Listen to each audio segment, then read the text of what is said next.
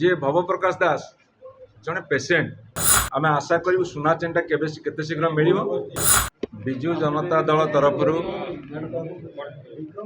नेतृमंडली आसी डीजी को देखा कले एवं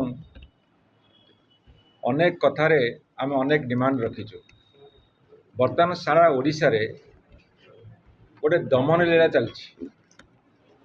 दमन लीला कौन ना गणतांत्रिक पद्धति रे कई किछि कहि परिबेनि।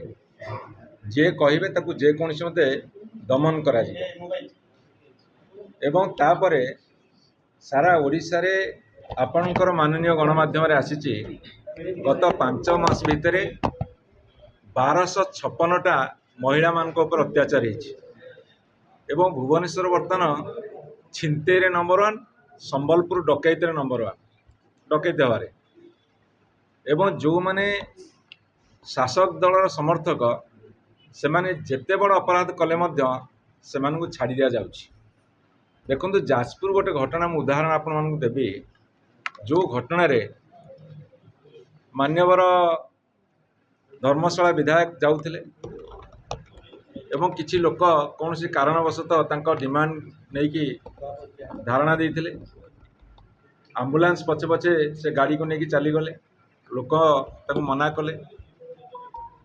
सेतिरे 19 जन बीजेडी लोक को अरेस्ट करागला किंतु विधायक साथी रे ठेंगा बाड़ी धरिकी अस्त्र शस्त्र धरिकी जो माने जाइथिले सेमानकर वीडियो फुटेज विभिन्न इलेक्ट्रोनिक गणमाध्यम रे बुलुथिला पर मध्य तांकु जानबे काहको अरेस्ट कलेनी।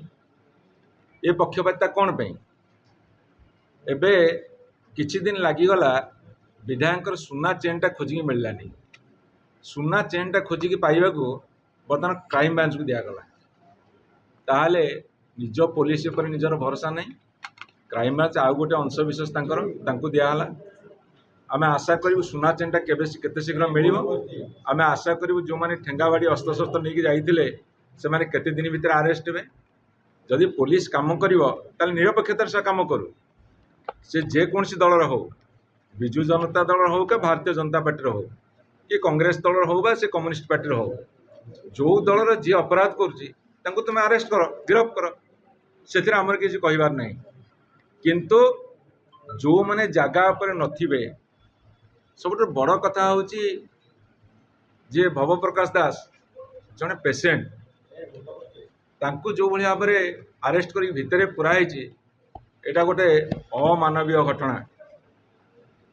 दम अच्छी साहस अच्छी पुलिस डिपार्टमेंट रो सरकारी कलर चापरे चेपा न होई जो कसम खाई वर्दी पिंधि निरपेक्षता प्रदर्शन करंतु एवं विधायक साथी जाइथिबा अस्त्र शस्त्र नहीं प्रदर्शन करी गंडगोल करिथिबा व्यक्ति अरेस्ट कर देखांतु एवं ओडिशा रे जोटी जो घटना घटुची से जेते बड़ प्रभावशाली व्यक्ति होना कहीं अरेस्ट करंतु आमे तांको समर्थन करिवो किंतु सरकार चापरे चेपा न होवाकू आम अनुरोध जनाऊँ।